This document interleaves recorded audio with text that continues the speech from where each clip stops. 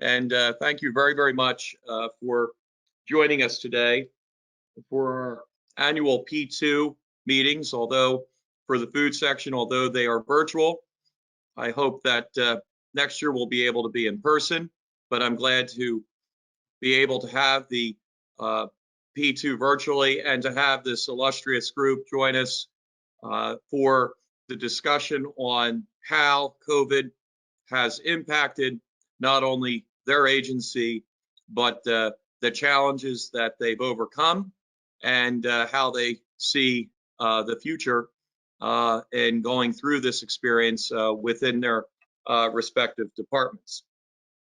On behalf of the section, I truly do appreciate you taking the time out of your busy schedules to join us. And I'm going to pause for a minute and just ask Brad and Scott, our two co-chairs of the food section, if they had any preliminary remarks. If not, we'll get right into the panel discussion. So Brad or Scott, I welcome your input. Thank you very much. Let me begin by saying again, thank you. Today we have 3 of our 4 panelists to address the issues and challenges of COVID-19 with their respective agencies. As I may have mentioned or you may have heard, unfortunately, Dr. Kerry Smith, the Director of Laboratory Approval and Testing Division for USDA's Agricultural Marketing Service, is unable to present. However, though, we hope to have her present at our upcoming April section meeting or May. We'll work out those dates with her post this meeting. But Dr. Smith has been a very good partner with ACIL, specifically working with us regarding the recent hemp interim final rule that went into effect earlier this month. But she was welcomed us to her office, welcomed our input, presented to us twice. So I look forward to her discussion with us as we proceed, but unfortunately she's unable to join us today. However, though, we are joined by her colleague, Dr. Shaw, Executive Associate for Laboratory Services within the U.S. Department of Agriculture, the Office of Public Health, as the Executive Associate, as mentioned, for Laboratory Services.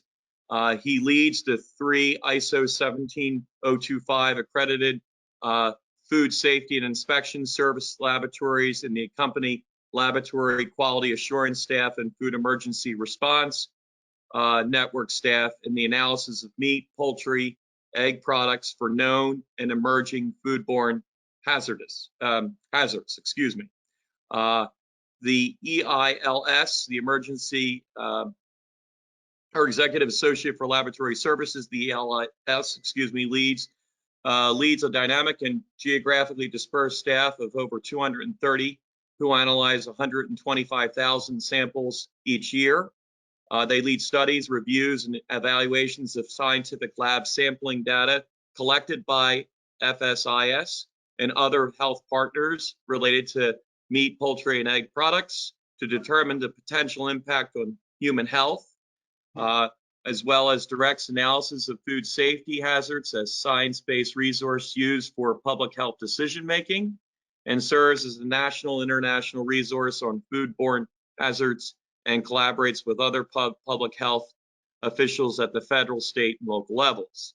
Prior to joining, Dr. Shaw spent his first years at FSIS in the Office of Policy and Program Development, where he eventually became Director of Risk, Innovations, and Management Staff Director, and he also led the agency policy development in the areas of EIAO, investigation methodology, sampling and testing policy, food safety risk management, compliance guidance, new technologies, new ingredients, and financial management as well.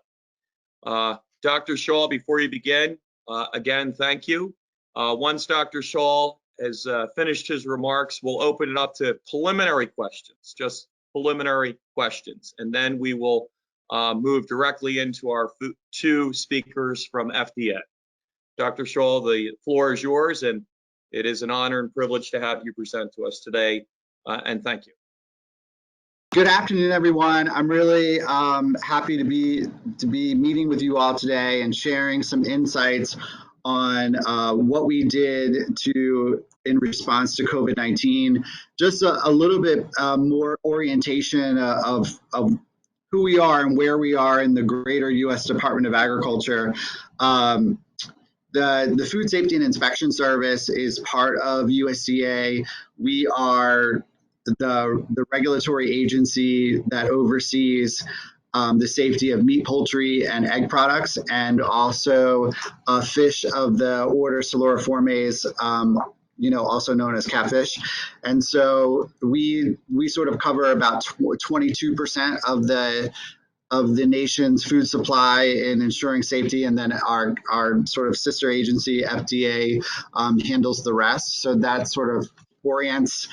And we have 3 laboratories, one in Georgia, one in Missouri, and one in California, where our inspectors in the field collect samples, whether that's food samples, environmental samples, in the over 6,200 federal establishments that we regulate, and then those samples are sent to our labs for analysis. And whether that's microbiology, chemistry, pathology, we run the gamut. So that's just to sort of give like an orientation of who we are in case you weren't familiar, and then we can get right into it. So this was quite an experience over the last year.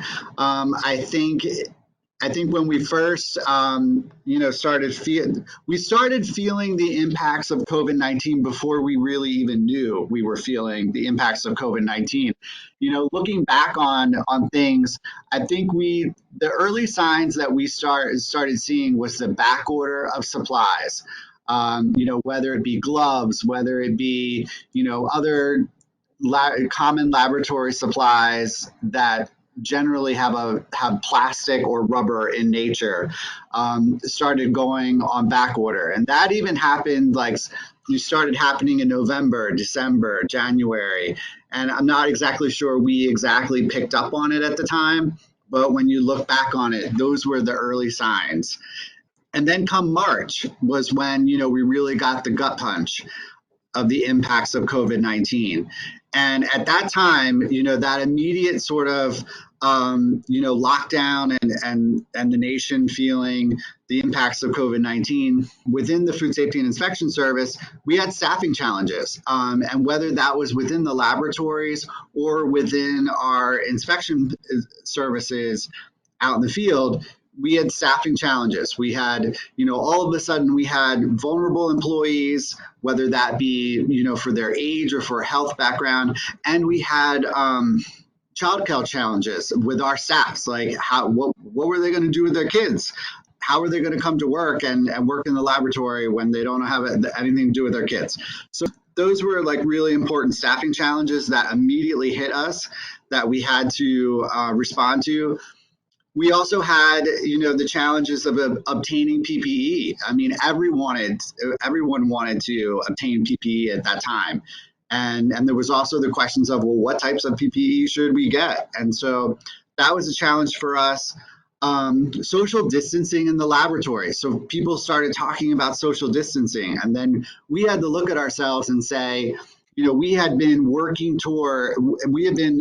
on a working framework of teamwork and people working together and collaborating and partnering. And then that's sort of like in complete conflict with the idea of social distancing. And so we had to work through what was social distancing in our laboratories. We had challenges of employee COVID testing. In the initial stages, like how could people get tested? Could people get tested? And then just navigating the public health guidance at that time. What we were deemed an essential federal service, and so then we had to navigate. Okay, so what rules were for us, and then rules for other federal employees or rules for other people in the country. And we had to understand what those rules were and then how to apply them in our laboratory. So those were sort of like the immediate impacts. And when we were thinking through this as a leadership team, we had two things that we had to sort of work through, and that was mission.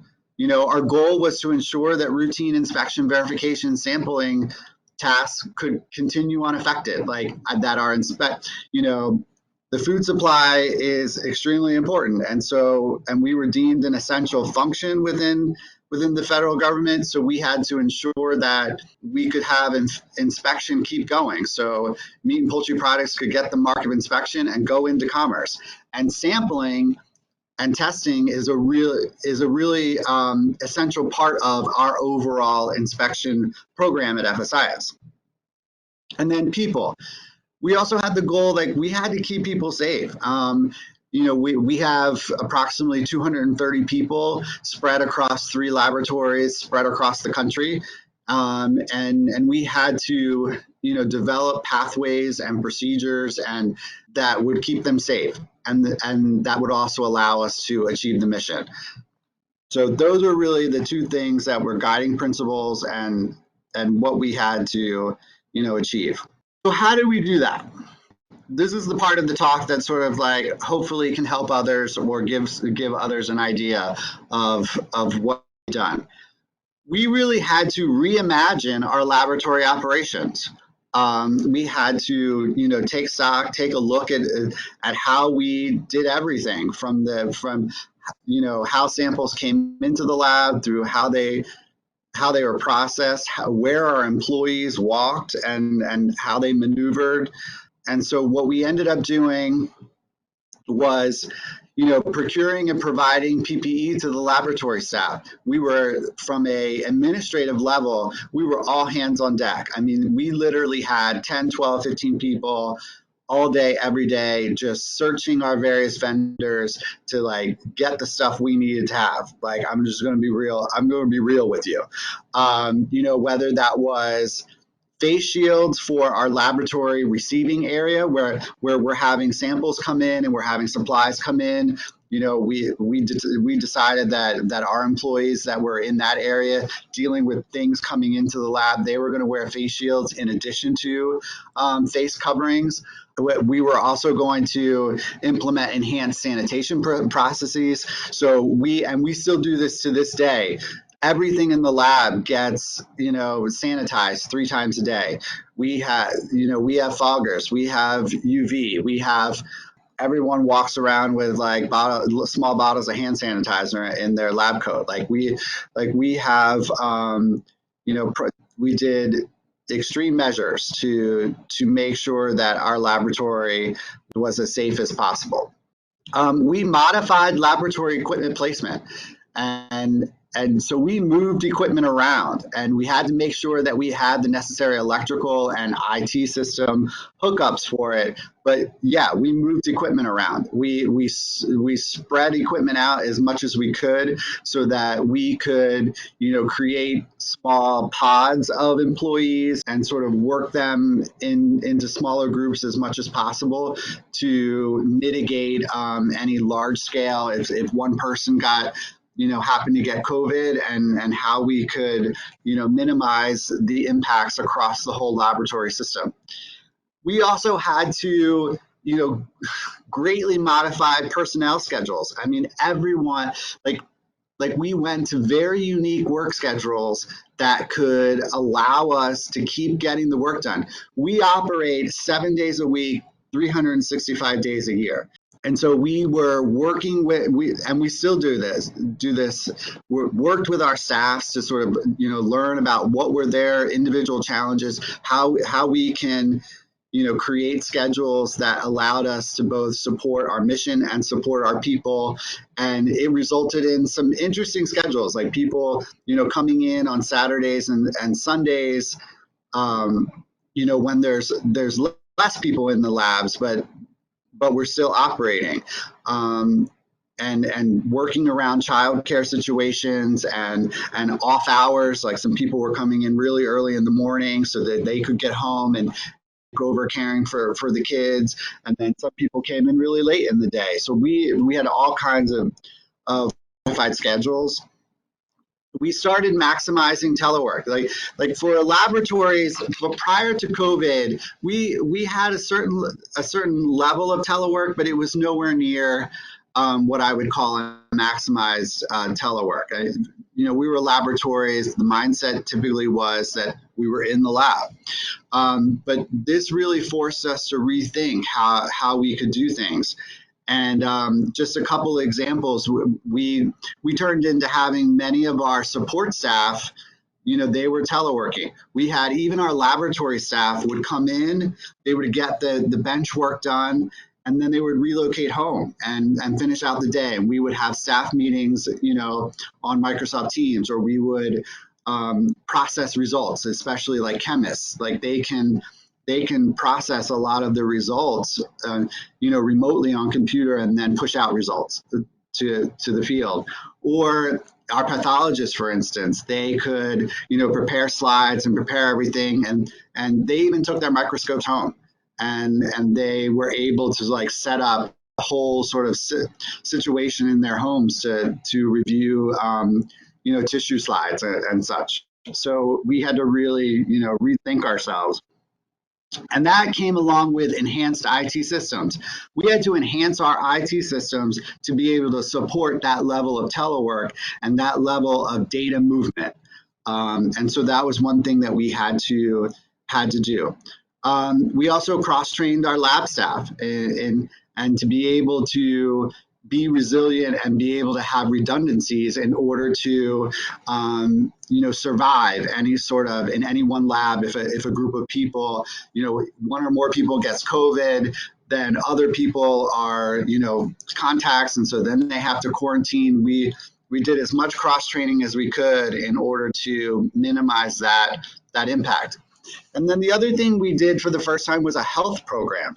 We're federal employees, so there's a lot. It's not the private sector, so there's a lot of independence.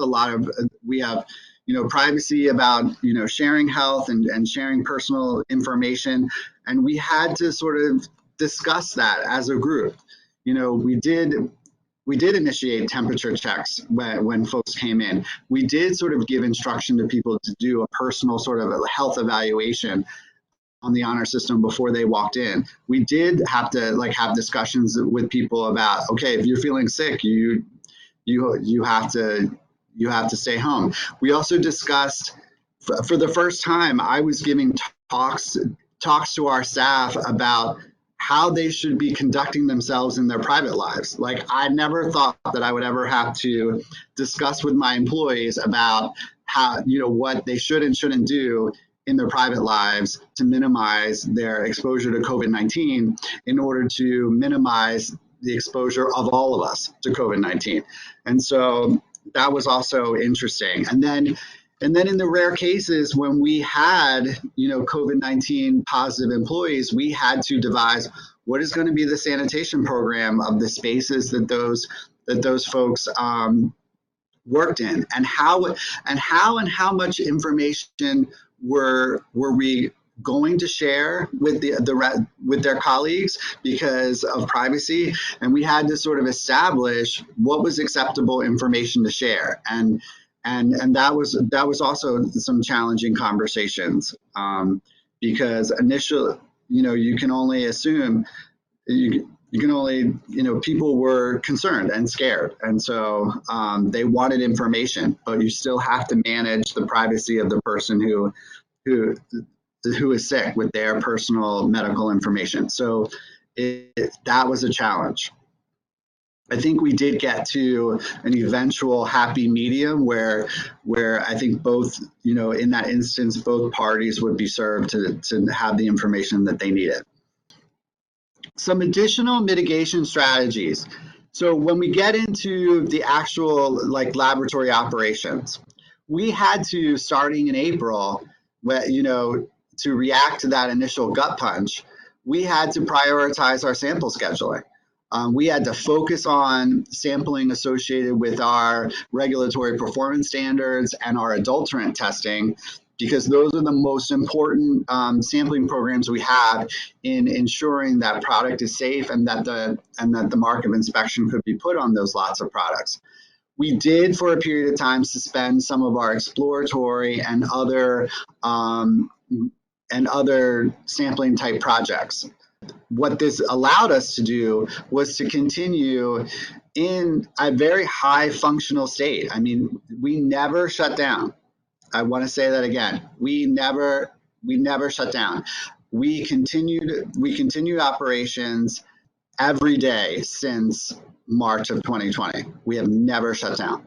We put in place ways to minimize discards.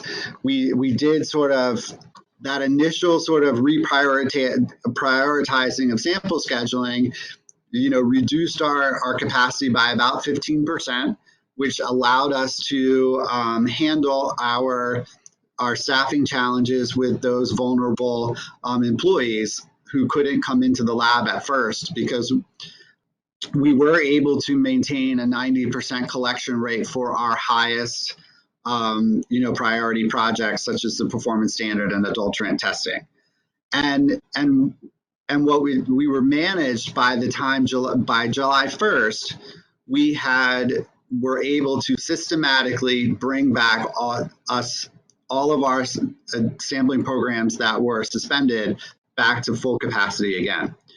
And what that initial sort of sampling prioritization in April did for us was it bought us time. It bought us time to implement all those in-laboratory strategies that I've been talking about, because, no one is able to sort of snap their fingers and get all of these things in place. We had to procure supplies. We had to actually move equipment. We had to put procedures in place to make it safer for more of our vulnerable employees to be able to safely come back to work into the lab, and then also to get all of our alternate schedules in place to be able to get us back up to full capacity.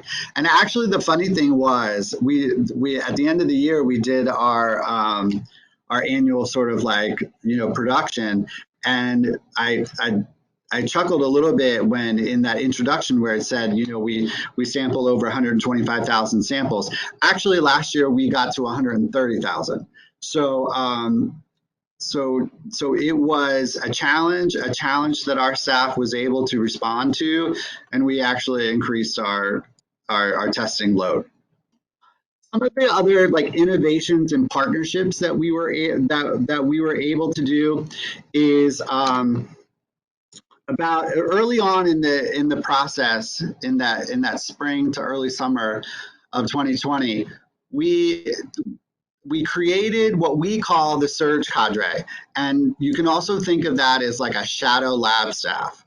And what we have a sort of a number of employees within our laboratory system that they're analytical, they're scientists, but their daily job is not on the bench. Like they are, in our laboratory quality staff, or they're in, management, or they're in lab policy, or my personal staff that helps us, run the laboratory, and most of them are all at least probably were either on the bench at one point or were in a research facility at some point in their career, and so they have the skills. And so what we did was we retrained that. We trained them to be able to work in the lab. Everyone had to get proficient in at least one sort of method or one sort of laboratory procedure. And we went through our training programs, and we also had to carefully maneuver. And we weren't the best at it at first, but we've gotten into a place where we can sort of maintain that separation from the rest of the lab staff, but also give the surge cadre this experience at least a few times a month of doing samples, so they maintain their proficiency and maintain their ability to step in if we need them. And over the course of this past year, we have had to activate that surge cadre at different times when we had, maybe 3, 4, 5 people get impacted by contact tracing and had to quarantine. And so it has been really valuable to us, and it has been so successful that we're going to keep it. Like this is going to be something that we're going to have for the rest of time. because it makes us ready to handle any sort of challenge. And it also has connected our support staff to the laboratory. And that's been, really important to us. The other thing that we did was we partnered with the Agricultural Research Service, which is a sister agency of ours within USDA. And we're actually co-located in two of our labs are on campuses where Agricultural Research Service research is also being conducted in Georgia and in California. And so what we were able to do is partner with ARS to get scientists to volunteer for a detail in our laboratories and get trained and actually work in our laboratories day in and day out. And this was possible because Agricultural Research Service has done a lot of telework, and they've sort of modified their research capabilities during COVID. And so that opened up an opportunity for us, since we were deemed an essential government function. And it also has been a win-win for ARS because we often depend on ARS researchers to do sort of method research work and for us, and this really gave them like an inner look at the daily functions of a high throughput regulatory laboratory, and which is different than a research laboratory. It's totally two different environments, and so having that experience can only help in research collaborations for method development in the future. Some of the things that we're working on right now is we're working on trying to get everyone vaccinated and sort of keep track that everyone's getting vaccinated. It's interesting having laboratories in multiple states because each state is sort of dealing with this differently. For instance, in our California lab in Albany, California, which is in the Bay Area, because of the way California has done theirs, almost 95% of our staff have now at least one shot. Whereas our other two labs were somewhere in the 15 to 20%. Maybe we're up to 25 now, but just because of how, how different states have sort of carried this out. And then now we're starting to look at deciding on, what changes we're going to keep. Like, what does the new normal look like for us? I mean, we're not going to go back to the way we did things before. There are going to be parts of the changes we made that we're going to keep. I think we gained a lot of insight about how to make telework work and give that flexibility to our staff that we probably thought was not possible before, and things like that. So I think we're going to, over the next, month or two or three, going to be thinking about what is our new normal. And we have continued laboratory supply chain challenges. It continues today. Like right now, some of our biggest challenges are pipette tips. They're all on back order everywhere right now, and we need to continue to learn more about our laboratory supply chains and developing, more vendor options and the diversity of vendors. So yeah, I mean laboratory supply chain for our supplies continues to be a really big challenge for us. Anything related to plastic is tough. And we just have to sort of adapt to that. In the end, our staff has been quite amazing in how they have managed to, continue with the mission. I'm going to keep saying it because it makes me smile every time I say it, is that we never shut down. We continue to be open every day, receiving samples, analyzing samples, and meeting the mission of the agency. And I really believe that we are more innovative and we're a more resilient organization because of this experience. I wouldn't, of course, wish this experience on anyone, and we're still in it. But I do think that there were some, things we learned about ourselves in being forced to respond to such tragedy as this pandemic. And with that, I can take any questions. Thank you, Dr. Shaw. Appreciate that very much. I have a couple of questions I may start off with. One is, you mentioned that you suspended your exploratorial sampling projects. Are any of them going to be back on track anytime soon in terms of exploration, or is they still on suspension? Oh, we were back up by July 1st. They're all back. Great. Oh, that's good to hear. How are you still dealing with some of the supply? You mentioned specifically on plastics. Is that still continuing to be an issue for you? It is still an issue, and I don't know when this issue is going to end, because we go through phases of things that are, go on back order. Really, really the way we deal with it is we have all hands on deck all the time, talking with our reps, searching the internet, and we buy whatever we can buy. And between our 3 laboratories, our program analysts are in constant contact. And if someone finds a supply of something, we order a lot of it. And then we just, and we disperse it between the 3 labs. It just makes my head shake, like yes, it is constant.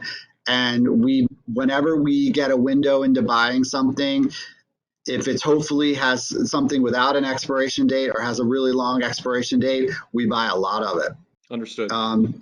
But I don't have, like, I probably don't have any great answers for the supply chain issue right now, except that we are 24/7 looking for the things that we need, and we are buying whatever and whenever we can.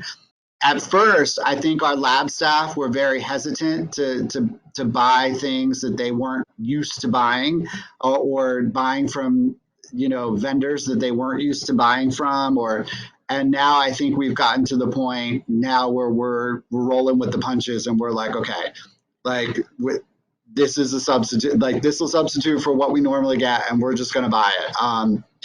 And often we have to spend more, like, and that's, what we have to do. It's not ideal, but we're doing what we have to do. Understood. Any other questions from the group for Dr. Shaw? Okay, Doctor, if it's all right with you, if you would be willing to stay on, I'm going to now present our 2 speakers from FDA, and then we'll open it up to everyone for questions or comments. Thank you again, and also thank you. This is for us a great window to better understanding of USDA, and we welcome a continued relationship not only with you on this subject, but on other subjects as we navigate these issues. The ACIL has been around for almost close to 90 years now, and we want to continue that relationship not only with your department within USDA, but obviously AMS and et cetera. So thank you very, very much. Moving forward with FDA, we are joined today by 2 wonderful presenters who have presented to this section before. I want to thank the members of this section that suggested their presentations today, and also on behalf of our leadership, Scott and both Brad, thank you for joining us again. And under the same subject, we'll have Celine Strogan joined the FDA in late of 2008. She started her FDA career as a regulatory chemist with the Office of Regulatory Affairs, Division of Field Science. In 2012, her division was restructured into the ORA's Office of Regulatory Science, where Celine still remains as an associate director providing scientific leadership to ORA's national laboratories. Prior to coming to FDA, Celine was a senior scientist at a biotechnology company for 7 years, where she worked on developing biomarker assays using the company's patent, and I'm not going to be able to announce that correctly. I'll defer to you, detection platform. She graduated summa cum laude from Knox College with a double BA degree in chemistry and mathematics. She holds her PhD in physical chemistry from MIT, and she is a co-inventee on 2 U.S. patents, as a lead author on several scientific publications, and a co-author of a book on probability and statistics. So I know this is going to be a joint presentation, so I'll go right into Dr. Rice as well, who holds a BS in wildlife biology and an MS in veterinary epidemiology from Washington State University, Doctorate of Public Health and Epidemiology from the State University of New York at Albany. His current position is Associate Director, Office of Human and Animal Food Laboratory Operations within the U.S. Food and Drug Administration, Office of Regulatory Affairs, and Office of Regulatory Science. Prior to those positions included Director of FDA, ORA, ORS, Pacific Northwest Laboratory for 2 years, Director of the New York State Food Laboratory, New York State Department of Agriculture and Markets for 11 years, and a research program manager at the Washington State University College of Veterinary Medicine for 15 years. So with that, I'll present Dr. Rice and Strongham for their thoughts and comments and remarks dealing with COVID-19, the challenges and risks they face, along with the next steps that they've taken and their agency has taken to date. So thank you very much. Sure, thank you. Dan Rice, just thought I'd get my video on so you can see your face. And so Len, should I go ahead and go a little bit through lab operations and then you can fill in? Sure, and since you got your video on, maybe I should, I thought it was blocking mine. So while you're giving your part, I'll try to get my camera working too. Go ahead, Dan, thanks. Sure. Yeah, so so Len and I work together in ORA's Office of Regulatory Science. Len oversees our research portfolio, training portfolio, and quality systems, among other things. I oversee human animal food lab operations, and but we do have an Office of Medical Products and Specialty Lab Operations. So collectively, Office of Regulatory Science provides laboratory support services for all human animal food, medical devices, pharmaceutical products, and we have a microbiology, chemistry, and radiological analysis portfolio. So I'll speak today primarily on food lab operations, although pretty much everything I'm going to be saying was how we managed our medical product and specialty lab operations. And as Dr. Shaw from USDA mentioned, in listening to his talk, definitely a lot of similarities to what we experienced here in ORA. Our labs remain fully operational throughout the pandemic. However, the number of samples that were collected and sent to the labs did decrease significantly, especially the routine sort of inspectional work. That pretty much stopped, and we transitioned to for-cause type samples, consumer complaints, outbreak investigations. In the last year, we've supported numerous foodborne illness outbreak investigations for primarily associated with leafy greens, and Cyclospora, Salmonella, and hemorrhagic E. coli. But yeah, we really did have to become very flexible in how we operated our laboratory network. For my shop, we've got 8 laboratories across the U.S. that support chemistry and microbiology testing. And initially during the pandemic, we have 2 labs in California, and the first part of the U.S. to go into mandatory, like stay at home and only go out for essentials was in the San Francisco area in California. And our initial reaction to that, this is early during the pandemic, was to take that lab offline and divert all samples to other laboratories and kind of try to sort out and figure out what exactly the state mandates mean relative to meeting our mission and so on. And fairly quickly, we resumed operations at our lab in San Francisco, and very shortly after, numerous other locations had the similar sorts of stay-at-home orders in place. But as mentioned with USDA, we did go into a maximum use of telework for our staff and flexible schedules. Our labs, especially in the microbiology arena, developed a team approach so that teams would come in and handle samples, but we never had everybody there at the same time, partly for staffing density reasons and maintaining social distancing. And also, if there was an exposure event, we didn't want to have all of our analysts exposed at the same time. So we tried to meet the testing needs with as few staff as possible on site. And then our laboratories and our program coordination staff developed an ever-growing list of work that could be performed from home. And it was pretty remarkable just how much work we could push to staff that were working from home and still be highly productive. And so some of those included having additional time to divert into our quality system and revising SOPs and developing work instructions. We had a really large harmonization and standardization initiative that was ongoing before the pandemic, where we're essentially harmonizing and standardizing our testing programs across our laboratories. So before this initiative, there's 8 laboratories in our network. They all provide similar testing, but they weren't always necessarily using the exact same approaches, the exact same sorts of worksheets. The methods were, technically the same methods, but there are subtle differences. And so this initiative, a lot of the work that was performed could be done from home. And so we actually were able to make a lot of progress and concluded that 2-year project right about the first of the year this year.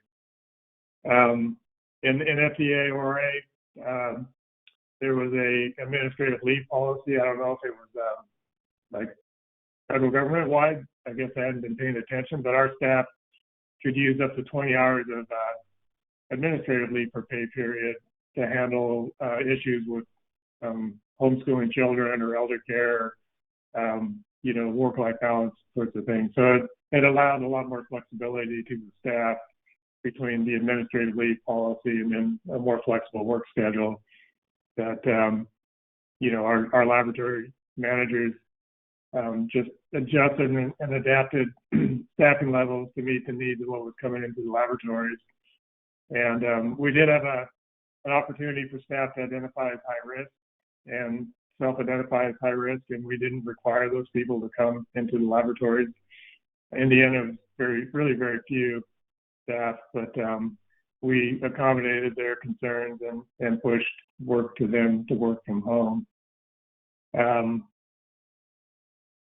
I said, initially there was a rapid decline in the numbers of samples because the number of inspections were down. Recently, we've been ramping back up to pretty close to normal operations. We're not quite to the level of work as we had before the pandemic, but we're nearly back to fully operational in terms of numbers of samples coming in. We had a contact tracing team that we relied upon heavily whenever there was an exposure event in our laboratories, and unfortunately, we did have several staff come down with COVID-19, and that was a challenge when we had a staff member in a facility who then tested positive and doing the trace backs for who was potentially exposed, and then isolating those lab spaces. And I would say one of the greatest challenges that I had operating our laboratories was when we had an exposure event, getting expedient sanitizing, decontamination in place. And it seems like with most of these events, even though by now I've lost count with how many exposure events we've had in our laboratories, getting that sanitizing and cleaning of the lab spaces done as quickly as possible has been a challenge. And in some cases, it's because we contract this work out, and in some localities, these contractors are so busy they just weren't available.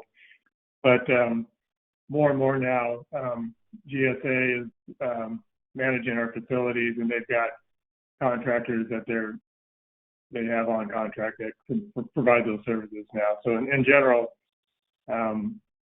the amount of downtime we experienced during a potential exposure event is a lot less than it was. Throughout the Office of Regulatory Affairs, we developed a strategy to ensure that appropriate PPE was in place for both the the staff in the field and also in our laboratories. And there's a weekly data call on who needs what in terms of face masks and hand sanitizers and so on.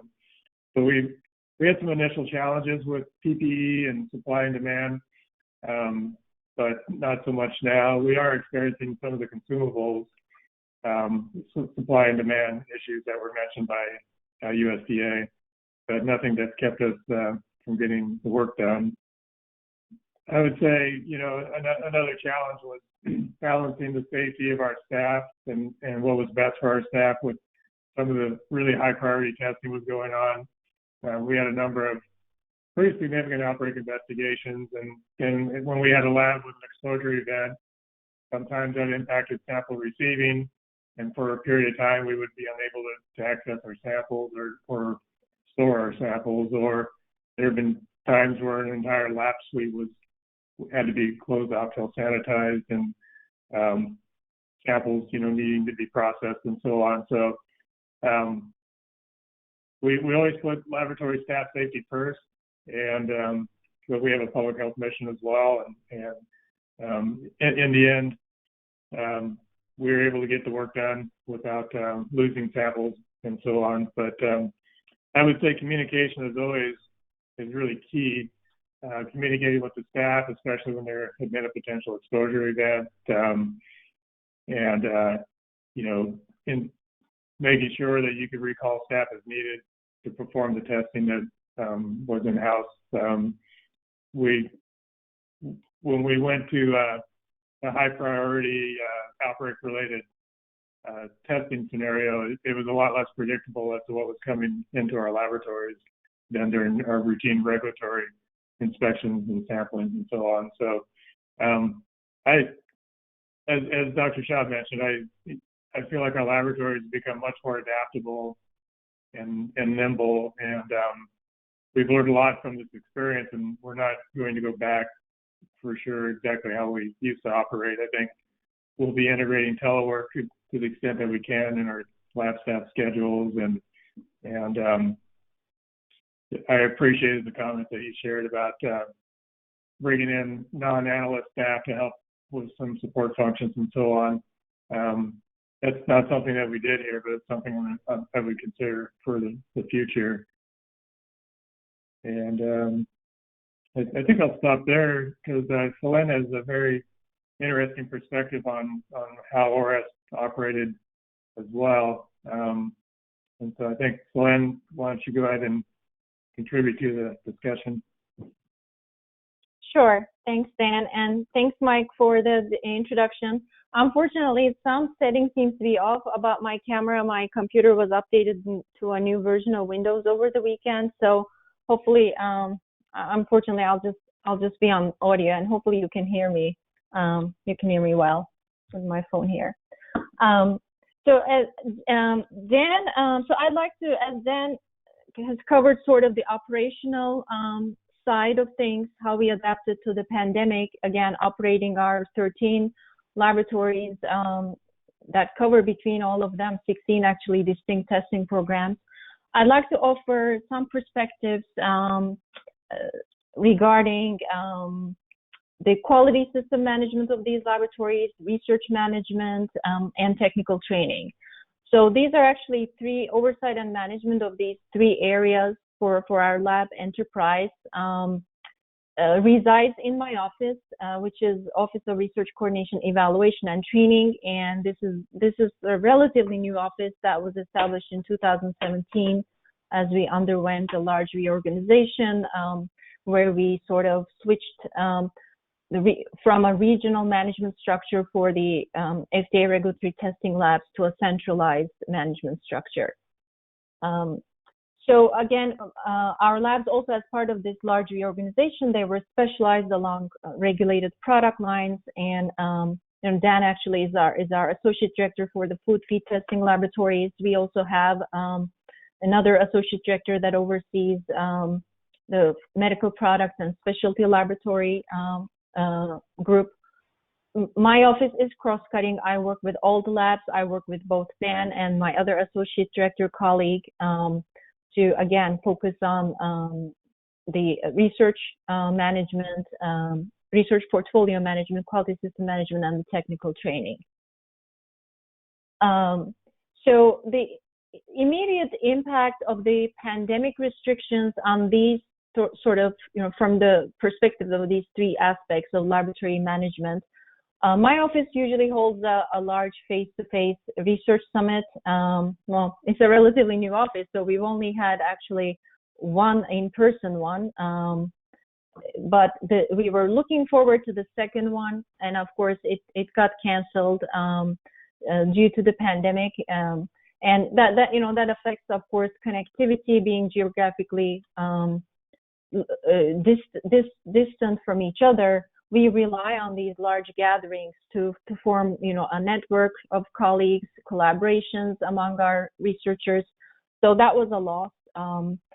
Our conference attendance, of course, scientific conference attendance took a, well, this sort of is actually a sort of a two-edged sword, if you will. On the one hand, when most conferences got turned into a virtual format. That was initially a little bit of a struggle, in terms of folks being able to maintain their focus, right, sitting in front of the computers. It became a much more passive participation, whereas in-person conference attendance usually involves meeting new people, expanding your professional network. So we lost some of those aspects of in-person conference attendance. Also, that sort of break from work, just something different in your routine, I think has some positive psychological effects on folks as well. Most conferences still seem to continue to be offered in virtual format. The only one I'm aware of that is planned to be in person is the AOAC annual conference in Boston, which is actually scheduled for June 2021. So we'll see if that'll be sort of the beginning of the wave of returning to in-person conferences. Intra-agency connectivity took a hit, of course, due to the pandemic. Various lab retreats with our center partners, where we usually discuss our mutual needs, areas of collaborations, opportunities for improvements in our interactions. They had to be canceled or postponed. So again, our part of FDA, Office of Regulatory Affairs, with our inspectional force and regulatory lab workforce, we have to work closely with the different product centers. Again, when we test food and feed products, for instance, we have to work closely with the CIFSAN, Center for Food Safety, Applied Nutrition, and so on and so forth. So some of those interactions took a hit as we had to cancel some of our lab retreats. I mentioned technical training of our laboratory workforce. We had to switch some of that training to a virtual format. And as you can imagine, that's pretty challenging. Technical training for labs, a lot of hands-on training. So some of those courses, especially those ones that require training on advanced instrumentation, we were not able to, switch those to virtual or even a blended format. So they're sort of on hold. We're waiting for lifting of travel restrictions for routine purposes, such as technical training. Again, it's just, and technical training, of course, is critical for us. In some cases, being regulatory testing labs, we need training at certain frequency for our personnel to preserve their competency in certain lab skills. And we also, training is critical for our new hires as well. I mentioned quality system management. All our laboratories are, they operate within a regulatory, a framework of regulatory standards. They're also accredited to ISO 17025 2017, the updated standard. But we, of course, to maintain our accreditation, we undergo audits by our accrediting body. We've had to turn those into virtual audits. We've actually gone through two cycles. We go through two cycles of audits, one by our accrediting body. We call those external audits. And the other one is our internal scientific assessment audits carried out, by ourselves, because we're a large network of 13 labs. So We get, different groups to go to the different labs and perform an objective assessment of their scientific quality, methods, and so on and so forth. And we had to turn both of these types of audits into a virtual format. So we resorted to some creative ways, such as, the local quality system manager at the lab being audited, having a live video feed, and going to different parts of the lab to show maybe some instrument logs, to show setup of the lab and things like that. The audits sort of became, because they're virtual, they became more paper review heavy, and we were able to, of course, hold all the necessary meetings. So we just had to sort of adapt how we carried out these audits. Spontaneous office dynamics got a hit, as I'm sure you all have experienced. The ad hoc conversations, the brainstormings, office visits. These are all, valuable face-to-face interactions, I think, that help people move projects forward and align their thinking and expand the collaborative spirit. So when we take those out of the equation, it gets a little, we all have to make more effort to connect. And there's only so many phone calls we can make in a day and so many meetings we can attend in a day. So I think we're all sort of feeling our connectivity is suffering a little bit. I do want to touch on some things that happened on the plus side, and over here, just to give a little different perspective, I'm going to go a little wider than our agency. So I want to get back to that conference attendance again. Although it was just a little, we did lose some aspects of that in-person attendance. There were some positives to a virtual conference format. Less expensive to attend because now we don't have travel, lodging, per diem expenses. More people were able to attend conferences to expand their knowledge base on a variety of topics relevant to their work, because again, they didn't have to, worry about leaving their family obligations behind. So it made it easier, covered a larger audience. Our attendance at the virtual training courses, similar to conference attendance, also was a little more successful. We were able to, fill our allocated slots a little more easily. Again, people not juggling family obligations, trying to choose one over the other. Our training sessions usually can last 1 to most of the time 2 weeks. So as you can imagine, for people with young families, that becomes really challenging to plan to be away for that long. Even OPM's Federal Executive Institute course, the FEI course, was turned into a virtual format, apparently for the first time after 50 years of traditional on-campus offering. So I'm actually taking one of those virtual ones right now, and they polled us to see what we thought of it. A big part of this FEI course is, I think, connecting with other executives from other federal agencies and learning about, other people's problems and all that. That's sort of the inspiring part, as cited by past attendees. So one disadvantage of the virtual course, we again lost that. We were still put on Teams and tried to get to know our teammates over Zoom meetings, but it wasn't as effective as, being on campus, living there with your team for sometime up to 4 weeks at a time. But on the plus side, just like the other types of training, there were many more people, younger executives, who could take this course maybe a little earlier in their career because, again, they didn't need to leave home for 4 weeks. And another advantage was because it's sort of blended into your workday, you have to set aside a few hours a day for it. You can actually apply the techniques they teach you to your everyday job right there when things are fresh in your mind. So that was somewhat valuable. Another sort of plus we experienced was because, our office being our nationally distributed network of labs, you can imagine, we traveled a lot. We spent a lot of money on travel. So all that travel budget became a surplus for us. Our travel was only really allowed for mission critical work across all FDA. So our travel budget now can be redirected to other scientific needs, such as equipment, some external training, staff certification programs. So that's been nice to sort of experience that surplus. On a global scale, I think there have been some pluses. It's nice to recognize there's been rapid advancement in information communication technology, video conferencing platforms such as Zoom, Adobe Connect, and even over the course of the past year, they instituted rapid enhancements when they found themselves at the forefront of high demand. People now have experienced a new way of doing business, and so integration of virtual format into traditional format in office jobs.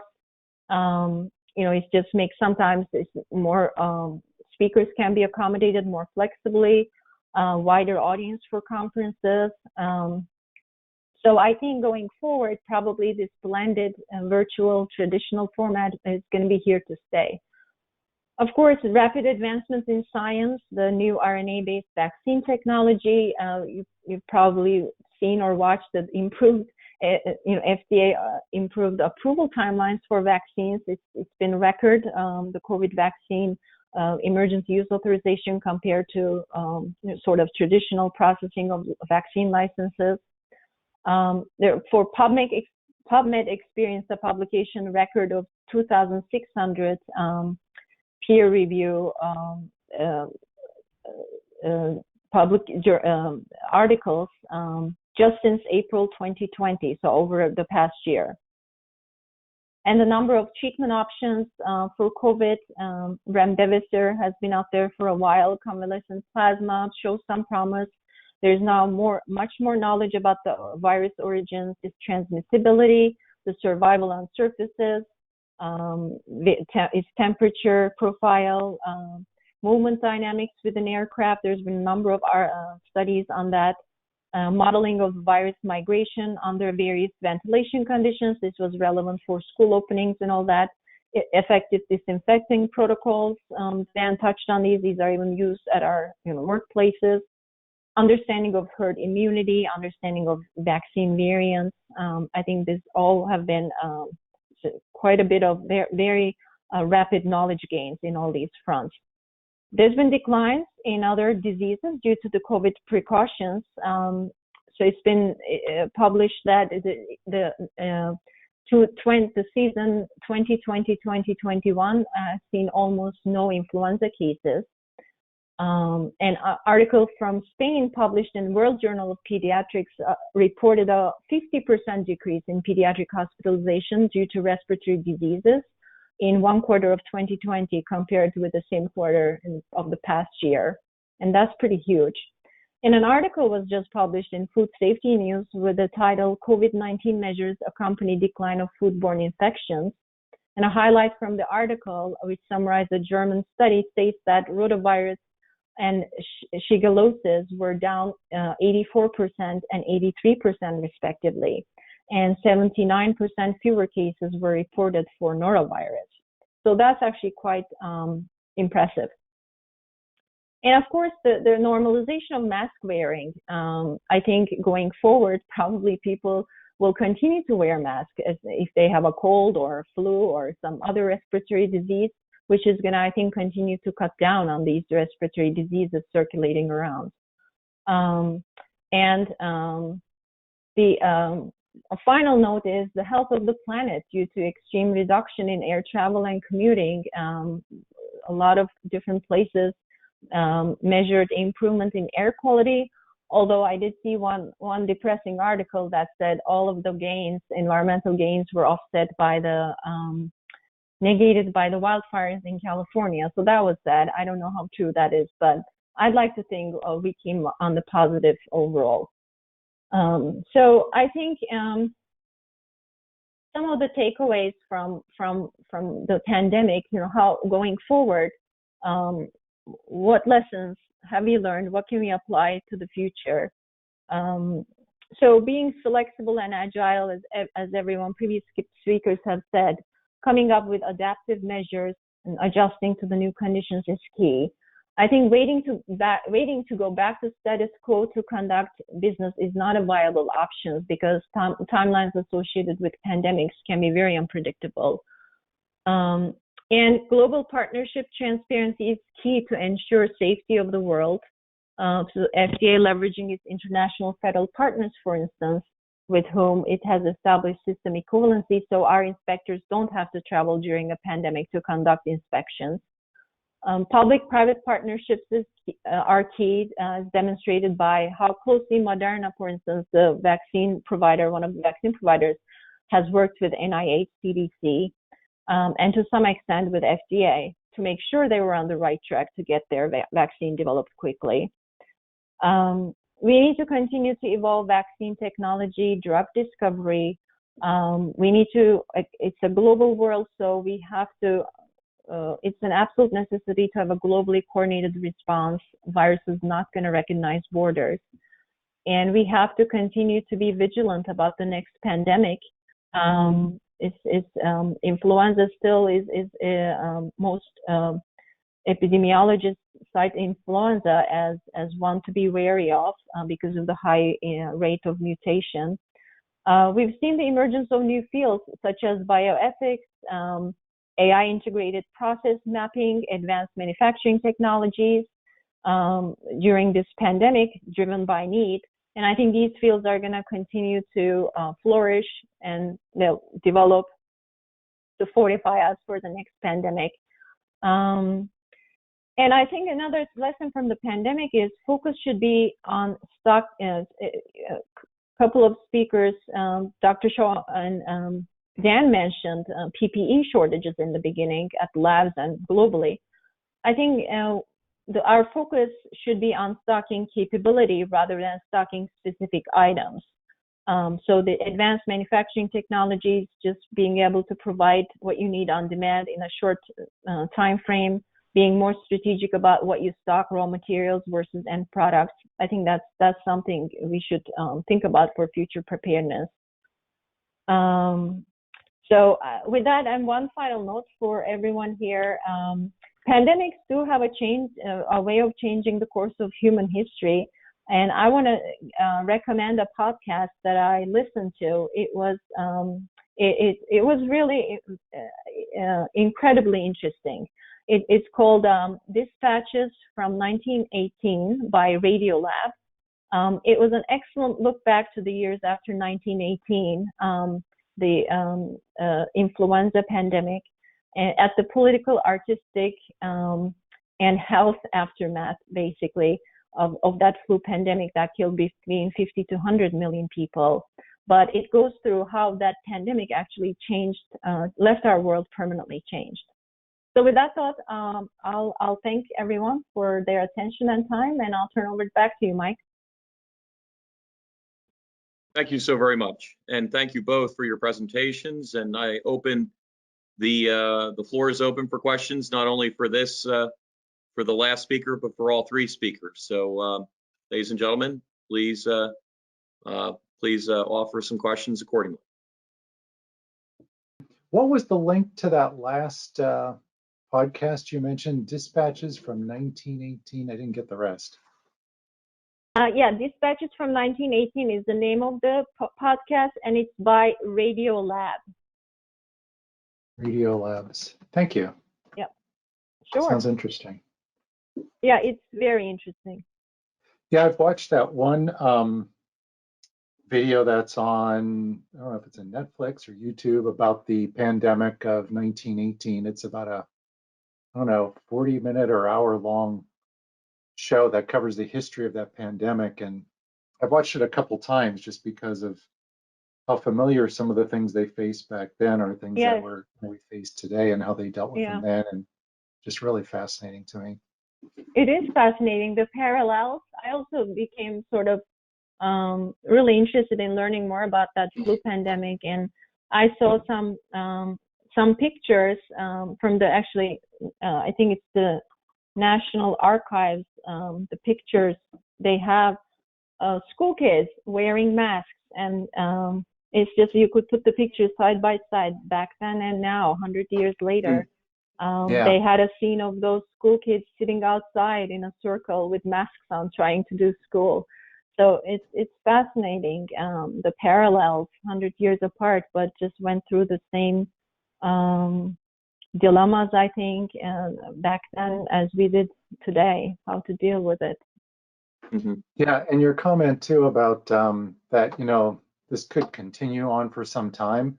I think that's backed up by a comment I heard. I'm not sure if it was from one of those video clips or somewhere else I was reading, that they continued to see cases for that particular virus strain up through 1957. So I thought that was Yeah. interesting too. Yes, Mhm. that was. It took a long time for that 1918 strain to sort of recede into the background. Now they can point to it. It's one of the background seasonal circulating influenza viruses. You know, we don't even notice it, but you are right. It took a long time for it to recede into that status.